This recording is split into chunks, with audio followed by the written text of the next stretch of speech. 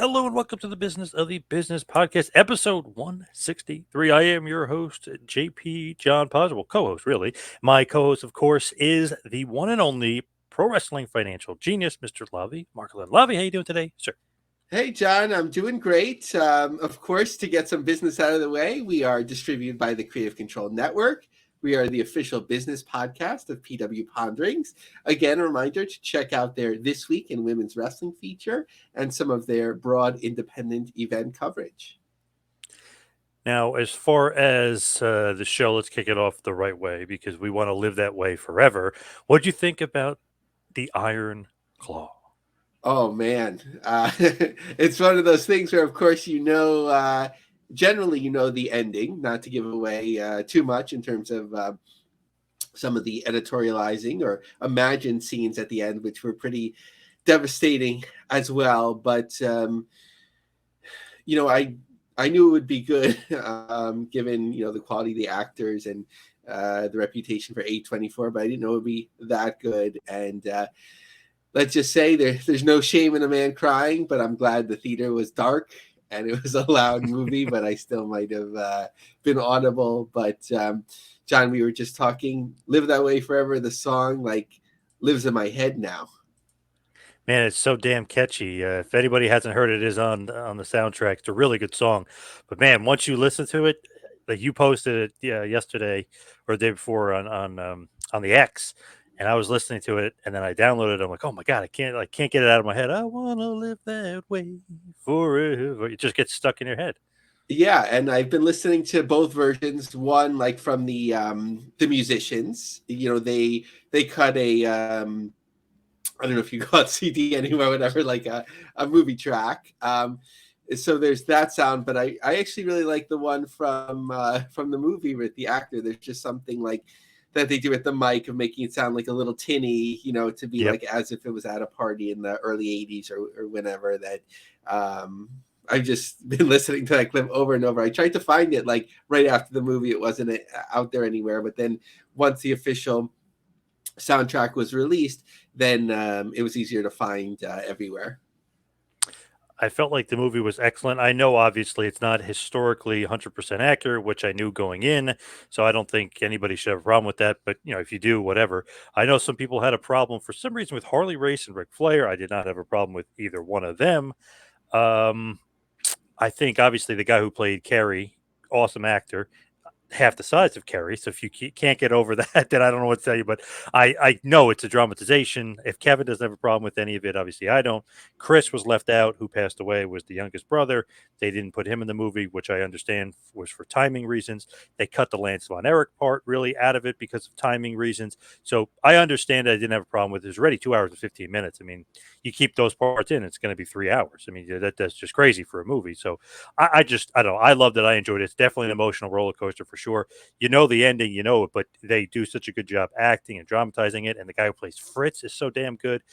You're gonna love it if you're a wrestling fan. Even if you're not a wrestling fan, I think you're gonna love the Iron Claw. Yeah, the Lance Von Erich, I must have blinked, or I don't think I had popcorn, but let's say I was eating my popcorn or whatever. I don't even remember that scene. I liked sort of like some of the little nuggets that they didn't focus on, but like if you know the history, it's interesting. Like Gino in the Yes, locker room and so on. yes, His attitude. Brody. I love Yep. that discussion backstage with Bruiser Brody. The one. The one concern that I have, and again, I'm not a mental health expert, and this is a trigger warning, that in one sense, it's good to show that they found relief in some way, that even in death, there can be, comfort, but in them, some of the Von Erichs in the movie, Yep. and obviously mirroring real life, like showing that they're finding comfort in suicide. I don't know, necessarily if that's a good thing to show. To go so far as to say encouraging that. I'd love to hear from some people that are psychologists, psychiatrists, social workers, mental health professionals. I'm not taking a particular stand, so I might say prove me wrong, but really I want to learn more about that. But that was something me a little bit It reminded me a little bit of who is it? Robin Williams played the genie in Aladdin. Hmm. So when he committed suicide, hopefully I'm not messing up this story with the wrong people, but they were like, "Go free, genie, you're free now." And I found that something like that it kind of feels like it might encourage some people to do something. Sorry, I'm like taking into a very dark topic, but it's a dark movie. But that was something that just made me think, and maybe some other people too. But something else that I want to mention is the Von Erichs. Like, I had a friend coworker who's about 15 years older than me, so he's probably in his late 50s now, me at least mid 50s. And I was like, and he grew up in Israel. I was like, "Do you know the Von Erichs?" He's like, "Of course I know the Von Erichs," and he doesn't care anything about pro wrestling. So, Wow. their title belt like has been in Tel Aviv, like in like on display in the mall. Like they were huge there. There's like a joke that the Israelis and the Palestinians would stop fighting, like when World Class would come on, if only today, right? But um, that they're actually going to meet with some of the families of hostages who are being held by Hamas in Gaza. They're meeting with some of those families in Israel, being of the Christian faith. They feel very connected to the Holy Land, the land of Israel. So that Von Erich connection to Israel continues. There was a special show there even a few years ago. That's crazy. Like, I know nothing about wrestling from Israel. Okay. Oh, but I know the Von Erichs are. I mean, that's kind of remarkable. Just shows the reach and obviously how they were televised over there in Israel. One little sidebar. I was just thinking, like, that's what Kevin was thinking in his mind that he wanted to have for his brother. So I don't know if that's like the brothers or if that's what Kevin in his mind wanted to have peace for his brother. That's the way I took that scene with the brothers together, which was awesome and That's extremely powerful. Yeah, no, that's really interesting and important. Like I think sometimes we might miss, or I guess I missed, one of those subtleties, and you never know, like what could happen, and and so on when something like that occurs. But hopefully, he has found some peace, and like it's awesome to see like his sons now as wrestlers, and like in Yes. the movie they're Yes. little kids, and they're like, "We'll be your brother, Dad." And I'm just like, trying to keep it together. Yeah, they're awesome too. Those two, I've interviewed them before and talked to them online and stuff. I mean, such nice guys. So it's unbelievable. Just like their dad. I met their dad before, Kevin. He's awesome. Such a nice guy. Awesome little Easter egg that gets thrown in there just to because it's funny. They're like, oh, this wasn't historical. This they missed some of this and whatever. Like obviously, those for the movie it wasn't going to be 100% accurate, and they told you that going in. But when Kerry comes home and he's the Intercontinental Champion, Fritz, awesome line by Fritz. He goes, "Man, when are they going to take that title off of Hellwig? That guy just doesn't have it."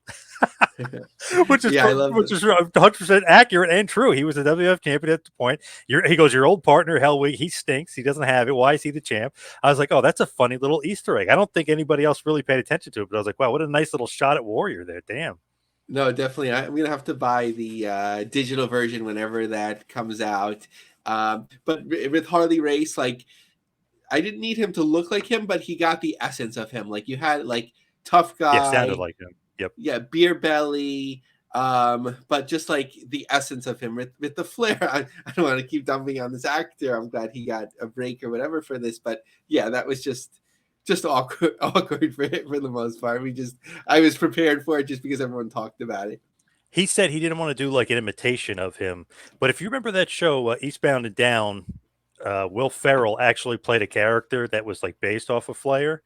That's like the imitation of Flair I love. Like he's just like nutty and cutting. So I kind of knew going in that people didn't like this Flair. So I'm like, yeah, I didn't care. Like I didn't mind it. I thought he did okay. But I see why people were complaining. But I was like, oh man, they should have got like Will Ferrell to do his Eastbound and Down Flair, which was great. If you ever seen that show, it was on Kenny Powers. It was on HBO. So interestingly, I remember Will Ferrell playing Ric Flair, and I know he did it on his show, but I feel like he did it in a movie. I Really, ha- I don't recall. yeah, I Okay. have to look. I have to look that up, but I feel like it was either before or after. But I think he like took the a similar character. I don't know in the show if he's a car salesman, but I feel like in the movie he was a car salesman. So I have to No, Look so up. in Eastbound and Down, he is. He's not Okay, Ric Flair, quote unquote, but apparently the character is inspired by Flair. So I forget his name on the show, but that's what he is. He's like this car salesman guy, and he's getting in between Kenny Powers and another guy. It's just awesome. And Kenny Powers, just a little side note, on that show one time does come out to Real American before he takes the mound and pitches in Mexico. So pretty cool. nice, They must be nice. wrestling. Talk about a classic song. Yes, yes. Now, any other news on Von Erich's going to Israel? Are they going back to Israel?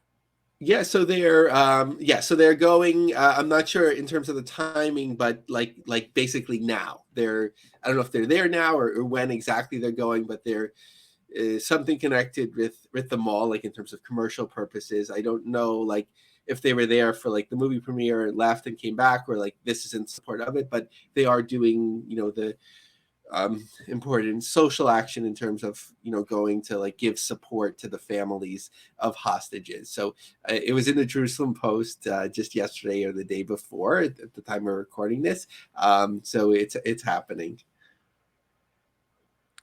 When you're looking at the analysis of the wrestling business kind of coming up, SWOT, SWAT, what is that, and what are you analyzing here coming up? Yeah, so I was a marketing major, not the best business student, but not the worst. Clearly, no. But I remember in our for like one of the intro to business classes, it was like if we had a Patreon, I'd be like throwing on the screen right now. But like, let's say divided into 4 quadrants: strengths, weaknesses, opportunities, threats. It's basically like how you look at the business sector from like a very, I guess, sort of basic perspective, but it helps you to break things down. So before I knew it would be such a gigantic news week with 30 pages of notes, I was like, oh, okay, it should be quiet after New Year's. Let's look at some of the promotions that we usually think about and do a SWOT analysis. So I want to do one at least briefly, just to kind of get a sense. John, what do you think? Should I do like each promotion and just do a full SWOT, or just like do first the strengths of each and then like come back to it? Why don't you do like one whole promotion, like TNA, SWAT, Okay. and NWA SWAT, and then so on? Okay. So TNA, so their strengths. So it's both a strength and a weakness in terms of a legacy brand, that they're very well known, but they have a lot of history that they carry with them. Some of it is getting to the sense where it's sort of like, oh, like people are like nostalgic for something that was 20 years ago, even though they had their amazing moments, but some of them weren't. Like where somebody might see a clip and be like, "Oh, that was the Flying Elvises. That was awesome." And like, I don't know Right. how many people are like that, but you have that. You have this presence on a number of platforms. We'll get into YouTube a little later, but they're gigantic on YouTube. They have a ton of followers across social media. They're very passionate followers. Anything that I say about TNA are related. If it's not like stellar, if it's stellar, then it'll be retweeted a lot. If it's critical, it'll be criticized a lot. So they're also owned by a larger corporation. So they have that support. I think, often not talked about. I think they're even owned by a bigger investment company. But they have that connects them to, Access TV, Game Plus channel, are their legacy. When Tony Khan at least had conversations before starting AEW, potentially buying TNA, I think he was smart not to, because you have all this history to overcome, all this negativity, which they've pretty much done. Opportunities. So there's really the opportunity, and we often talk about like who's number 3, and of some of the people on this list, you can argue that for America or North America. But they could really have the opportunity to firmly establish themselves as the third brand. It's not always the most favorable place, right? Especially since the expansion era. Has a third brand thrived? Not the AWA, not ECW, and so on. So I don't know. Like, it's an opportunity. I think an opportunity that they should think about is, rather than just the third brand in America, to focus on being Canada's #1 brand. There's about 10 or 12 cities of scale, Canadians can correct me, where they'd be considered big market, and then you have smaller markets to fill in. Canada is quite large, so going from, let's say, Montreal all the way to Vancouver is basically scaling the United States as well, with some rougher terrain in between there as well. Threats, for their talents, we see, a lot of movement, media consumption. The biggest threat, I would say, is internally, meaning that, are they making money at a scale that's satisfactory to fulfilling this corporate needs? Len Asper seems to be a big fan, so as long as he's in charge, at least of this division of this brand or company, from a corporate perspective, that will be safe there. Now, the NWA, its strength, its name, right? We were just talking about the Iron Claw, talking about the NWA, right? So it's the most legacy belt, at least for long-term followers. I think we have to consider many generations that came from the 90s on, where it didn't mean much at all, especially once World Championship Wrestling dropped it as an entity. You have Billy Corgan, of course, supporting the brand. You have opportunities to do things for quite a while without necessarily being cash positive, potentially.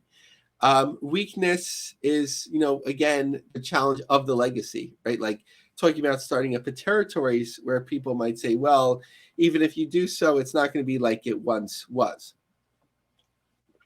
So you have that to combat. You have a brand that sort of found its niche for a year or two as sort of this retro brand, but lost its way and has been, I guess, politicized at certain times. Opportunities, well, we'll talk about it a little bit later. Sometimes you find your niche in media. Seems like they're going to have something on the CW. They've found different media niches for distribution, but I don't know if there's a world of possibilities for them. Threats, probably the other promotions that we're talking about today, just because their scale is a lot smaller as compared to a TNA's media scale, a Game Changer Wrestling's event scale, and so on. Wow. So its strength, I guess, for many of these is its ownership. Jeannie Buss, owner of the Lakers, very wealthy, has helped to open a number of doors. It's unique to market, for better or worse. I mean, we're talking about strengths. Let's focus on the better. That there's not much out there like it. It's not like Glow.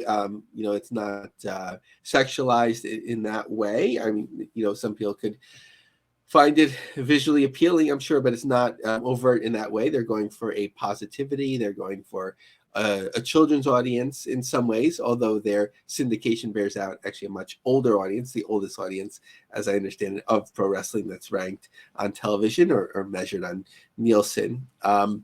They have the most robust syndication network, so that's a big strength, and it's a unique strength.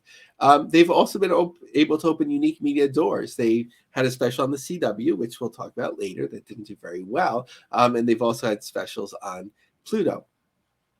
Weaknesses is that the brand is what it is. It sort of all feels safe. There's a certain sameness to it, where you could turn on one week and the next and sort of feels the same, although there's certain storylines that ebb and flow and peak and so on. But it'd be hard to have a breakout star. Opportunities, well, they've done a good job of expanding where they are. Syndication, some specials. Maybe I know that they are in a number of international markets. Maybe that's an opportunity for them. I don't know if there's an opportunity for touring or something like that, because the brand would have to be more scalable, unless it was really a stripped down type of show, which probably wouldn't be too appealing on the road. Threats, I guess the continued appeal in syndication, if they start to lose a number of markets, what else do they have to build upon? Game changer wrestling. So its strengths is its uniqueness to the market. It's, at first I thought about it years ago as just deathmatch wrestling, and they have that, and there's those moments or shows for that. But it's really that super fed or super brand right now, like in a different way, but like a Ring of Honor, where you bring together talents from all over the US and all over the world, and they mix together, and it's a unique place to see different people. They're uniquely positioned on Fight Plus at the moment, even though Fight Plus is going towards other sports and so on, but they seem to be the driver of Fight Plus and its interest. They're able to draw shows of some scale in terms of in the hundreds, and it seems to be viable for them, coast to coast. Weaknesses, well, it's a small infrastructure which does amazing things. As far as we understand, its ownership is Brett Lauderdale. I believe with Jersey Championship Wrestling, that's a shared ownership with Orange Crush, but I don't know of other ownership with GCW. It's very niche. Not to get anyone upset, but Al Snow referred to deathmatch wrestling as a snake that's eating its own tail, which it's hard to grow in that way. But again, like, it's not deathmatch wrestling, but when you have that, it paints the brand in a certain light that's hard to overcome. So like, a weakness is like a broad appeal, right? Opportunities, I think there's, when you have a smaller staff, there's only so much you can do, but there's so many markets that are untapped that they can go to, but you have to find that right balance. Threats, it might be the flavor of the last couple of years, but sometimes wrestling fans take a passion for one thing and move on to another. So I would say that's their biggest threat right now. And when you do like high risk wrestling, a threat of, serious injury and the impact that could have. Major League Wrestling, its strengths are apparently settling well in the WWE lawsuit, but having apparently a paid broadcast deal with cable broadcast deal with beIN Sports. Weaknesses were its ability to stand out in today's market, the loss of talent that's come through there. Opportunities, well, they're now looking to reestablish themselves in some markets where they've been or newly go to markets. There's the opportunity to reemerge again and rebrand themselves in a different way. Threats, just continuing to stand out and remain relevant and remain solvent, meaning that just have enough money that you can keep going. I have no idea what their current financial situation is, but it doesn't seem like, with the type of shows that they do, that there's been a large audience compared to its costs. There's some international distribution, but how much is that bringing in? beIN Sports, they're just averaging in terms of the network, not MLW, they're averaging, I believe, 3,000 viewers, over the last year. So what would that deal be like? A paid television deal isn't necessarily contingent upon how many viewers there are, but that's something to think about, the sustainability of that for beIN Sports to be in this market, whereas it's in much larger markets. And finally, I'm combining BushiRoad, New Japan, and STARDOM, as those are the two promotions that run here in the U.S., as we'll talk about in a little bit. STARDOM newly running again here in the U.S. It's both of their strengths is really being unique to market. There's a certain buzz about being a top promotion in Japan, and they bring that buzz with them. they get attention whenever they do something. Many of the talents are unique, even though they're beginning to float around a little bit in other promotions in the US. Weaknesses, like I mentioned, a little bit of diffusion of the brand, where you now have talents performing even for House of Glory or something like that, where it's not as unique when New Japan comes here now.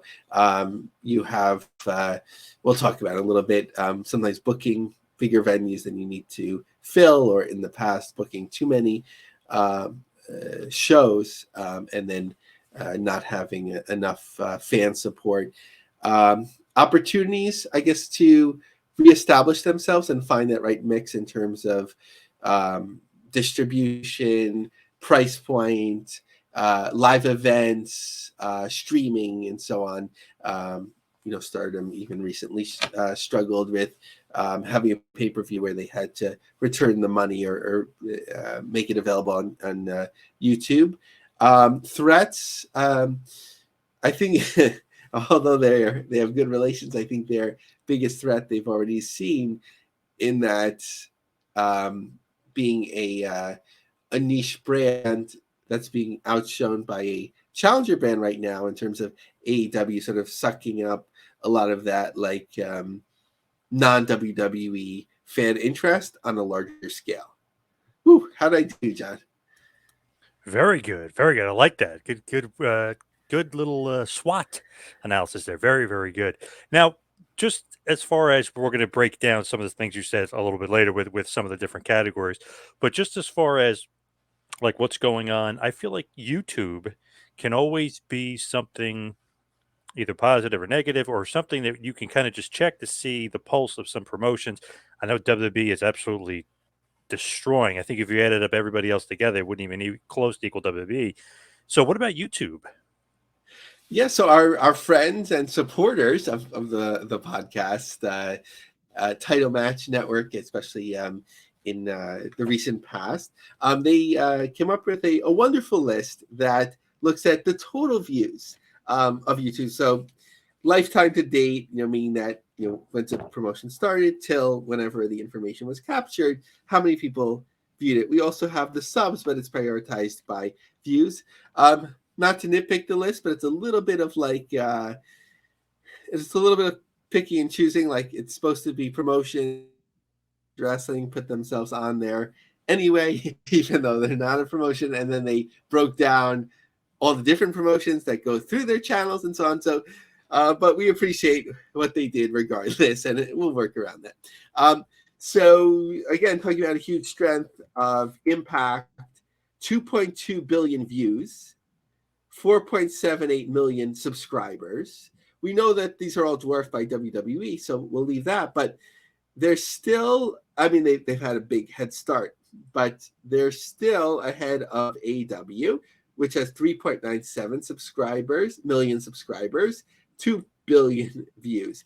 And there's always surprises on this list. So I know Beyond Wrestling is very popular, especially with their views and 3.54 million subs. But in between that is CWE Kali, the great Kali. YouTube hits from India are gigantic, and that's really played out here. Over 4.5 million subscribers, 1.5 billion.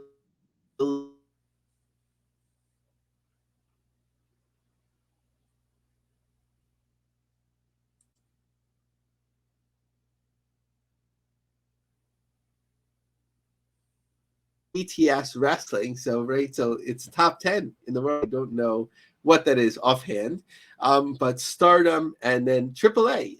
You don't often hear their name carry as much in the US, but apparently, A, worldwide, but B, in Mexico, or maybe reverse of that, followed by New Japan. Limitless Wrestling actually has been, quite popular as well, similar to Beyond, a little bit behind Beyond, but number 11, Estrella del Ring, Ring of Honor, Reality of Wrestling, number 14, Defiant, number 15, Big Japan, 16, Women's Wrestling Revolution, 17, DDT Pro, 18, Pro Wrestling Noah, 19, Um, and Ladies Night Out, TitleMatch Network. So that's the top 20. Just gonna pick and choose a little bit of interesting ones to highlight from 21 to 100. 21 is CMLL with 1.31 million viewers. New Japan's English version has 130 million viewers. We'll talk about the story later that's been going around with their strikes in terms of copyright. But something else interesting is 27 is Combat Zone Wrestling. So we know that it's, sort of their profile is diminished very much, but here they might still be making a fair amount of money from YouTube. Women of Wrestling, 29, as we talked about. Some that like where you think like, oh, okay, wouldn't they be higher based on like what we know from the US? Like MLW is just number 37, whereas Santino Brothers Wrestling is number 34, and NWA is number 40.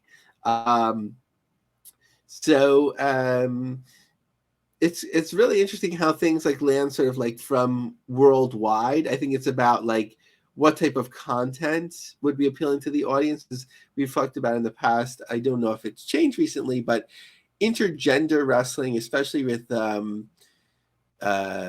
provocative thumbnail, I guess would be the best way to put it, seems to get a lot of hits, followed by women's wrestling, deathmatch wrestling. So it's sort of like I don't know if you'd say the reverse of what plays on television, but sort of that counterculture to pro wrestling, where it's like somebody might not watch it on TV, or a station programmer may not want to show it on television, whereas it lives more freely in the world of YouTube. What is going on with TNA? I feel like they got a bunch of stuff coming up as they rebrand.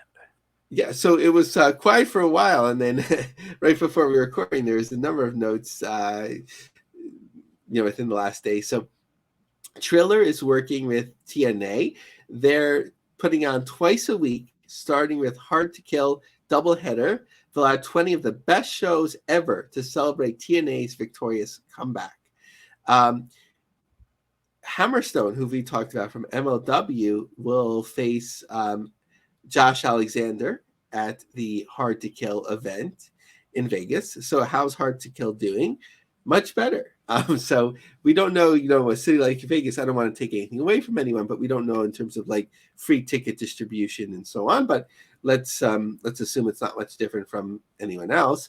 January 13th, the Pearl tickets distributed 917, current setup 1233. The following day, the Snake Eyes show, which is loaded up as well, 615 tickets distributed for current setup of 1,180. Cool picture that a few people were posting about outside the Palms. You have a TNA is back digital sign, which looks really cool, and it talks about sort of like the scale of doing things differently than in their previous venue in Vegas. Some recent talk of Trinity, also known as Naomi, potentially returning to WWE, even as the potential talk of Mercedes Moné not going to WWE continues, right? Mercedes wasn't on AEW, right? I didn't miss anything. No, Deonna Purrazzo debuted. Okay. Because who was it? Alvarez was like, not to misattribute it, but would be like, I'd be shocked if she isn't on. So Yes, I it was him. think, Yep. so by the time you hear this, it might all be resolved. But again, my speculation is that I think the WWE will find a way to work it out. So just looking at their schedule, we talked about Vegas, January 19th and 20th in the Orlando area, February 23rd and 24th in the New Orleans area. But they just announced 2 new shows or 4 shows, 2 different markets. So in March 8th and 9th, Sacrifice and whatever it is, the day after Sacrifice, will be in Windsor, Ontario. So a comfortable market for them, and I think a good market for them, as well as March 22nd and 23rd at the 2300 Arena, which I think is a smart way to go both ways. We had heard talk that they're going to start doing bigger arenas and so on, which didn't really make sense. I think they're going about things the right way in that sense. So obviously Naomi might be headed back to WWE. Sasha Banks, who knows? They're saying Mercedes Moné might be in AEW. But as far as GCW is concerned. Are they heating up again or what? What's going on with GC Dub? There's always something cooking. So on January 3rd, they just said, thank you, GCW fans and family, for another milestone year. We took GCW to 12 states. It felt like a lot more, actually, in 7 Definitely. countries this year. We made new fans around the world, and we packed Carkin Hall. We made history again. We keep going. And I think the total Brett had said was 85 shows, if not around that. They are returning to Dallas at Gillies. I think MLW used to run there on February 23rd. Interestingly, you don't often see like collaboration. So this is in collaboration with the Daily Ooze, which reports live from the trenches, music, wrestling, and skateboarding, as well as the Third String Entertainment, who are concert promoters, experience creators, and party throwers. So I don't know if GCW does things like sold shows, but it seems like it's more of a co-promotion type of event. Brett had tweeted out that Tampa was trending towards a sellout, the Look at Me show. So first 3 rows are sold out. As of the capture, 4th row had 10 or more seats remaining, and general admission had 10 or more seats remaining. The Collective was announced. The show that runs every year, or the series of shows or events that run every year during WrestleMania weekend. So on Thursday, Defy, Bloodsport, DDT, Jersey. Friday, Tokyo Joshi Pro, Progress, Spring Break for the Culture. Saturday, April 6th, Effie's Big A Brunch. 2:30, it's like smeared out. So the Intrigue. And then the late night post WrestleMania show, the Cluster F Forever. So really unique to market event as opposed to like just a series of regular shows. Brett is always up to something, and I saw that he had an interesting tweet quoting Ace Ventura before, and it was all predicated on a remark made by Court Bauer in MLW. So what is going on with MLW, and what did Court say? Yes, so good transition. So from GCW to MLW, which Brett of GCW counted on. So MLW is getting some nice press on Fox's website.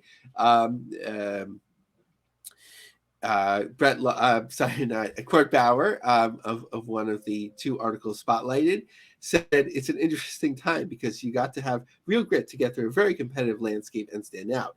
There's a reason why the other promoters want their talent. They watch our show. They know the show is good. They know the talent is great. And you can only see them in MLW, which is a big part of what we made our thing about. So Brett, like you mentioned it, I think like an already then. Yeah, alrighty then, yeah. You know, it's funny. I didn't get the reference till you mentioned that. I was like, oh, okay. But I sort of get what Cord is saying, meaning that he's thinking with other promotions, with television deals, that they are very unique to market in terms of previously having Hammerstone, Fatu, that sort of thing, where it's like you knew the talent was MLW talent, and they're not going to be floating around to Impact one week, to AEW Dark the next week, to NWA, and so on. And that did really make them unique to market. But I see Brett's point in that, these are both guests of this show, so to balance it out. But I do see Brett's point in terms of when MLW is distributing through Triller Plus, which is GCW's bread and butter, and you say we have unique talents, well, I guess it's not that unique because this is your distribution model for premium events, and MLW has a fair amount of the talent and in some ways more, quote unquote, every week, sometimes multiple times a week.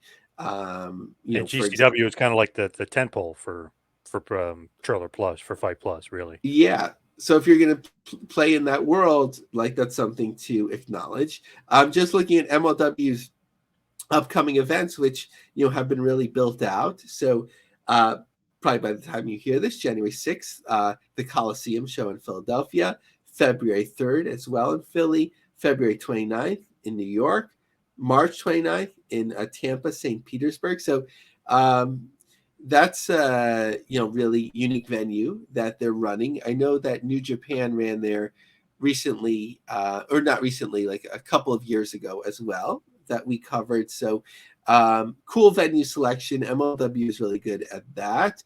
Talking about strengths. And May 11th in Chicago, the Azteca show, another cool venue to run. So as far as the NWA is concerned, they've got an announcement coming up, right? I mean, they got big time shows coming. Yeah, the Dothan Civic Center, which I think Dothan, Alabama, is just like a great wrestling city, Yes. which apparently hasn't been run that frequently for big events in terms of the local papers coverage of the announcement. March 2nd is Hard Times. Now, the CW logo has been on a number of NWA events recently, but we were just assuming, or I was just assuming, okay, it's the that app or whatever. You all heard the story.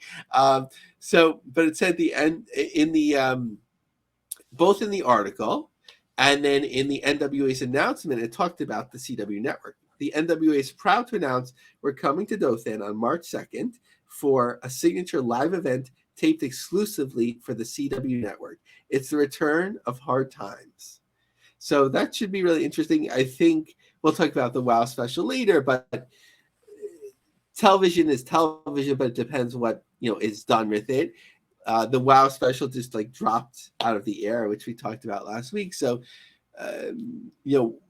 if this makes its way to the CW, to set expectations, you don't want to set them necessarily too high, but it's an important thing for them. But January 13th in Fort Lauderdale, they're also doing another co-promotion that day with CCW against NWA Viva Revolution. It's hard to do two shows in the same venue on the same day and engage the audience. The second show doesn't start till 10 p.m. So it seems like a really long day. I'm not sure what's going into that thinking. And then January 14th, they'll be in Tampa themselves. And as the NWA territories grow, Joe Casana announced the show on February 9th that they'll be in Kingsport. Not a market that doesn't get a lot of pro wrestling there. There's always pro wrestling going on in Kingsport, so interesting to see how they do. As far as BushiRoad is concerned, I know we talked about them before, a little bit of Stardom, a little bit of New Japan. Catch us up on what's going on and what's the latest.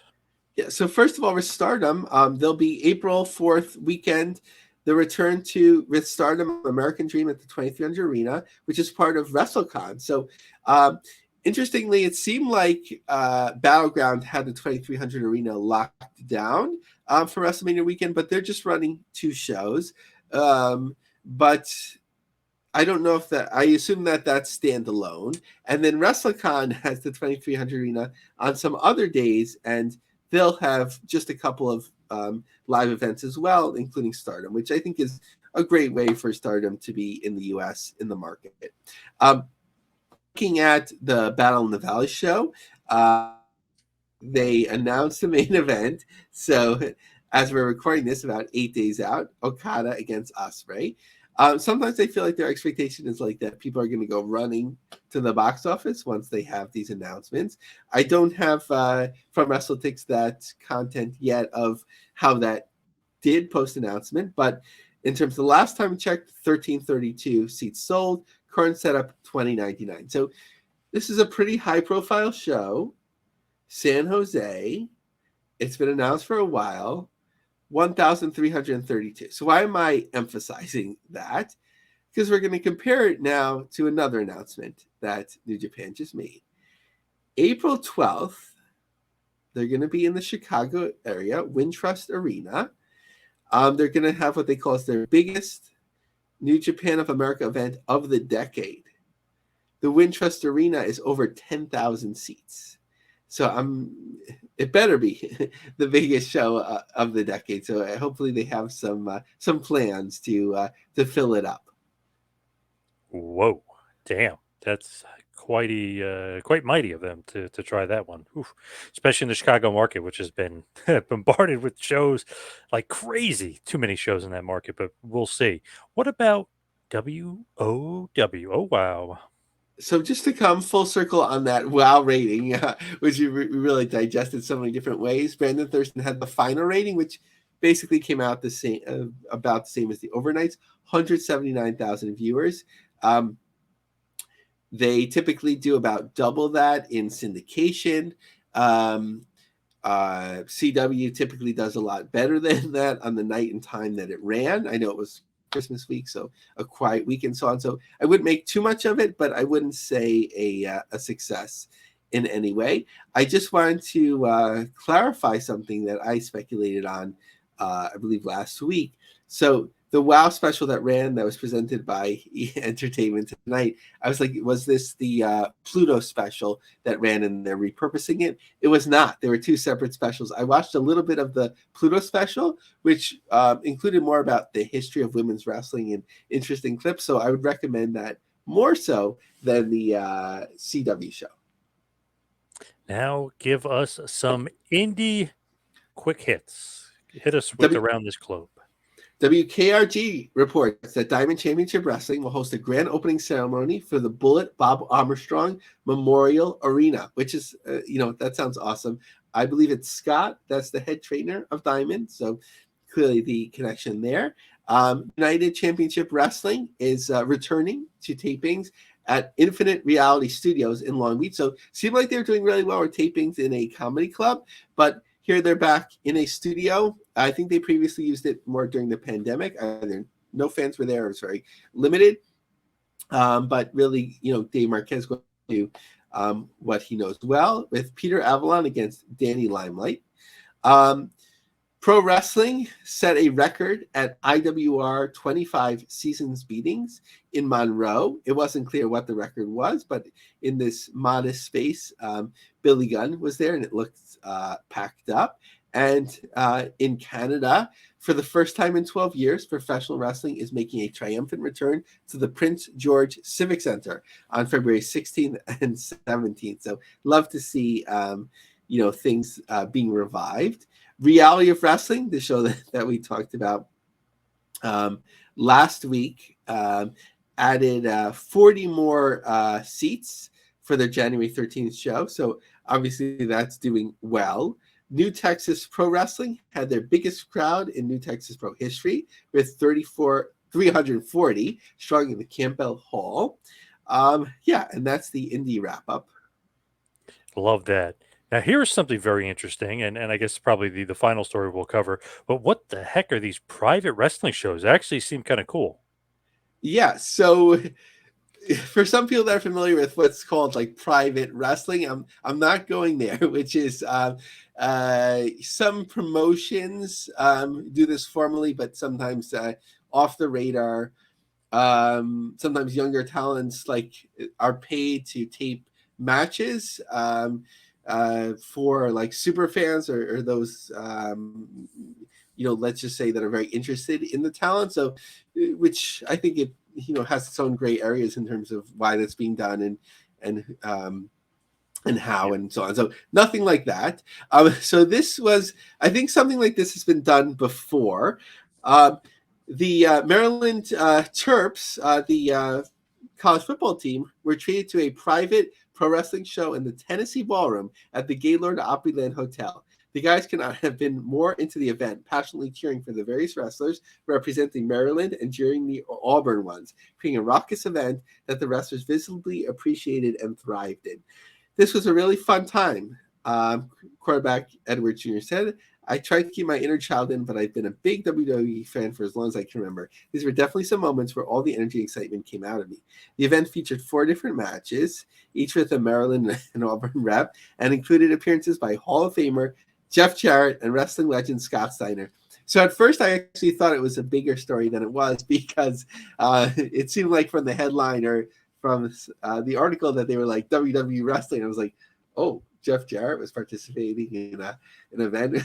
What's going on here? But that was not the case. They just sort of like the same way you think about like Xerox for photocopying or Crayola for crayons. That's the reference to pro wrestling. So not a WWE event, but kind of a cool event to have something like this. But it made me think, John, like how sometimes you hear about, let's say, like I don't know if she does it specifically, but let's say like Cardi B going to like an island and like performing for like a prince and like his 10 best friends, something like that. Yep. Yep. So it made me think about a business opportunity for like name brand wrestlers that aren't affiliated with major promotions. Like, if a prince who's not going to go to the level of like Saudi Arabia to have like a huge public event, like loves Brock Lesnar and wants to see him wrestle Goldberg again, like, that could be like a huge money making thing. It's not a bad idea, for sure. And there's definitely money to be made. And there's definitely guys that would pay for that for guaranteed. So I just have to sign up to talent and find the billionaires, and I'm good. That's the hard part. Yes. But that's very interesting. Steiner and Jeff Jarrett. I would have loved it. Damn, that sounds like a good one. Two of my favorites, for sure. Yeah, I'm sure some of the players like we're recording on their phones, so maybe something will come out at some point. Oh, yeah, definitely. So let's wrap it up and hit the plugs. Follow me on Twitter and Instagram at 2Man Power Trip. Lavie, what do you got going on in this crazy world? So follow me on Twitter, Lavie Marg, LAVIE MARG. Check out my long form articles on lioncubjobsearch.com and check out our LinkedIn group, The Business of the Business. Check out The Iron Claw as well. I recommend it. A great movie. So definitely go out of your way and see that for sure. Lavie, thank you. Thank you, everybody out there, for listening. See you right back here next time for a little business of the business. We'll see you next week, folks.